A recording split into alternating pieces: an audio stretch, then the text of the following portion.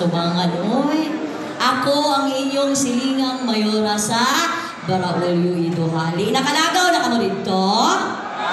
Nakalabot na mo sa amon lungsod? Oo, ako ang mayor dito sa inyong silingang lungsod, no? Ako si Attorney Tata Moral Romano. Kung inyo isulti ako pangalan, full name, daw magsalampid inyo dila, kay taas. Attorney Lea Maritata Moral Romano. Attorney Lea Maritata Moral Romano. Oh, di ba? Masalampid inyo dila. Pero, para dali lang ninyo, mastori ako pangalan, dali lang ko ninyong duulan. Hindi ka mo kalimot sa akon. No? Tawagon ko ninyo sa akong angga. Unsa ba akong angga? Di kilala manggali. Sining nyo angay. No? Tawagon lang ko ninyo, tata. Biskan diin ta magkit-anay, diin ta magsugatay, tawagon lang ko ninyo, ta! Mutubag lang po tugoy. Kamutong taga-barangay Talumo, no? O para mas dali ninyo na matawag akong pangalan na hindi ko mahuyak maduol sa akon, no? So ako, si Attorney Tata, mayor sa lungsod sa Baraulyo Iduhali. For almost 9 years, nahimo kong inahan sa among lungsod. 3 terms na nag-serve ko pagka-board member. Mayor! Amo na, kaya makuha naman ako ang termino, naglansad ko pagka-board member para mas malapdan pa ang akong serbisyong may pagpangga. Siling sa MC, lumad daw ko nga taga Santo Tomas. Totoo mo, dili? Oo. No? Kay una, tagan mo grason, ano nga, taga-tibalog ko. Akong mama, mayor man to sa una sa Duhali. Si mama, taga-Federal 6, taga-Size, sa Tibalog. Nahimo po siyang mayor dito sa among lungsod for 3 terms. Ikaduha, na rason, anong taga-Tibalog ko. Dito na putol! O ginubong ang akong puso. Tama ka na eh. Kaya dito ko na anak sa Barangay Tibalog. Dito na anak si mama sa Layingin dito sa Tibalog. Oh. Ari pagid. Katulong. Oh. Dito na bihag. Oh. Dito ko na fall in love akong first love. Taga Tibalog. Kinaman akong taga Tibalog. Kahinumdum mo kay former Mayor Dario Romano Sr. O former Councilor. Ang iyang akong bana si Jong Romano. Ote.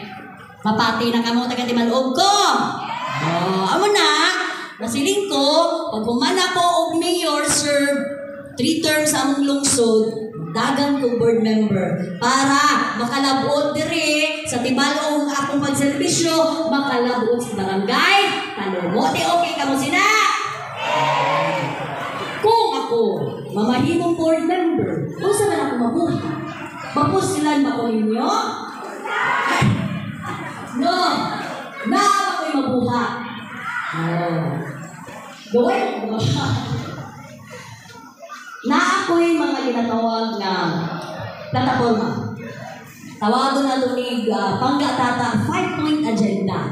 Mao niya mga polisiya, ug advokasya, nga gusto na kong dalahon ug ituso sa sangguniang panlalawigan kung ako mamahimong board member. Ako na balagtikan na kadali, no? 5 ni kabuok una. Pangga Tata tambag legal. Isip ko sa kabugada, no? Atong ihatagan ug focus, no, ang free legal assistance, libreng konsultasyon o libreng notaryo para sa mga nanginahanglan, no? Nakalaag na mo sa Paseo do Romano. Rito sa Tibalog. Paggabi daw. Naarito akong law office sa una.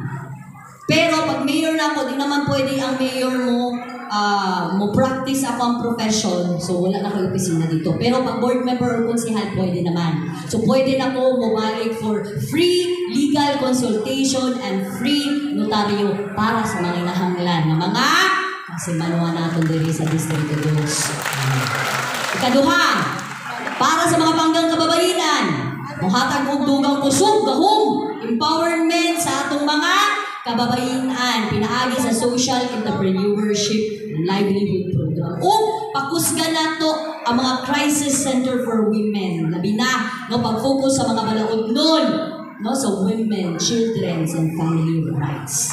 Katulong. Then para kisa may membro diri sa LGBT. Oh, para sa mga panggang membro nato sa LGBT, tawagon nato ni GLEA or LGBTQIA+ Empowered Youth Alliance. Magpasa tagbalaod, proteksyon, depensa, paghatag og safe public spaces para sa mga pangga natong membro ng LGBTQIA+ Empowered Youth Alliance, no? Para sa mga batanon, additional employable skills. Parihuan ng digital literacy para additional income sa mga kabataan.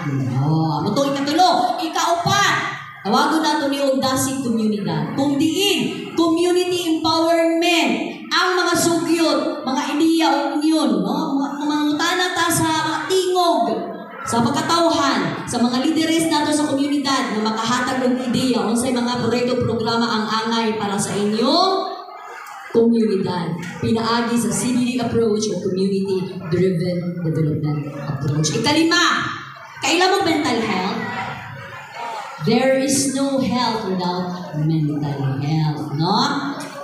Usahan na nato, wapo kay tatanawon, piskay kay taglawas, no? Maragwa tayo sakit. Tanawon nato, okay man siya. Nakita mo siya sakit, no? Busko. Piskay. Pero, di ay katulong paggabi tungod sa kabalaka, tungod sa problema, hantod nga, takihon o anxiety, at takihon o depression. Makamata ba na pagbuntag para matrabaho? Dili. O lapat sa ulo kung sige isip o problema. Importante alagaan ang mental health kay di ta kalihok kung ang atong isip, atong kalaban. Tama?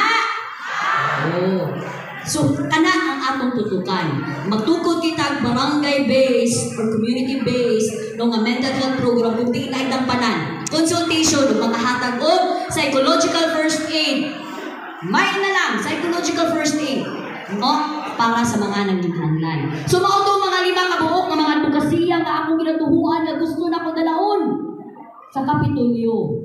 Pero ang pinaka-importante nga rason, nga nung nagdagan ko pagka-board member, para ang atong gobernador, Kuya Gov Edwin Mubahib, na ay kaalayon, suporta, kaagapay sa sangguniang panalawigan, kaysa pagkakaroon, luoy kayo nga to ang governor, dili makalihok, pero hindi mabagan sa mga budget, hindi siya ka-implementar. No? Ato-ada ay palagpakan ang pag-abot ni Mayor Aldwin Uy sa Samal. No? Nilangoy pa jud ni tabok para lang makaabot diri sa barangay Talungo. Wala siya naghaplas kay hayag man. Makitaan, muna na lang pag-uli, pag-gabi, no? So kato, no?